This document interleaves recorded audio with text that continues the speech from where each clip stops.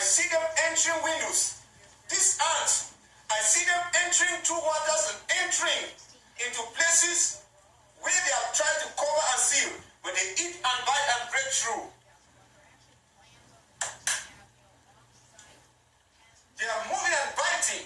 He said they are like ants. They are ants. And before I know, he said the ants are ISIS. He said they are moving like ants and they were biting. And you're wondering why the nations of the world cannot stop them. It is because there is a warning. A call to repentance is being neglected. And they, instead of going to repentance, they are increasing more evil. Why would the men cry like women? Because the men have said that we are now women. And the women are saying that we are now men. Now, these ants, they are biting. And I see them giving birth to other ants. And they multiply in other areas of the world so quickly and so fast before they even know it. Those figures Belgian media are reporting have gone from 10 to 14 at the trains at the airport here, and to 20 at that train station. The video you showed our viewers a little earlier, when we spoke to those who were emerging from the train station, the scenes that they described, one man inside a train carriage said that he felt this gust of wind come out of nowhere.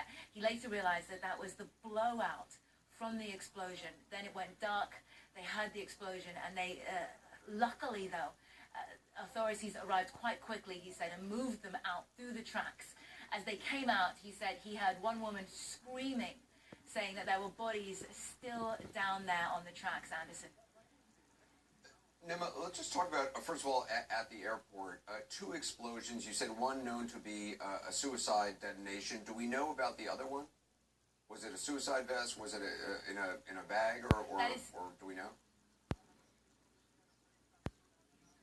That is still yet unclear. A U.S. official who has had oversight, he says, of some of the early evidence emerging from this investigation, says that Belgian authorities believe that it could have been inside a suitcase carried into the checking area, put on the ground, and then detonated. They believe, this U.S. official certainly believes, that the Belgian investigators don't think that there was any attempt to move through from the check-in area through that secure zone, that they were happy to cause the most damage with the least effort, essentially, because this is very much a soft target. This is where people were arriving, and there was very little, although eyewitnesses tell us there was a higher official presence than they've been used to before at the airport here in Brussels, but there really wasn't any check of bags, there wasn't any search, because they hadn't yet gone through the security check-in point, Anderson.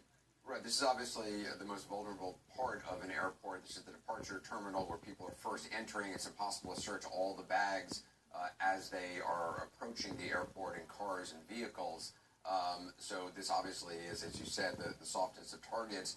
Is it clear exactly where in the terminal? I saw conflicting reports that obviously there are a number of American airlines in that terminal. I saw some conflicting reports the explosions might have taken place by the check-in counter to one of the American airlines. Do we know for a fact?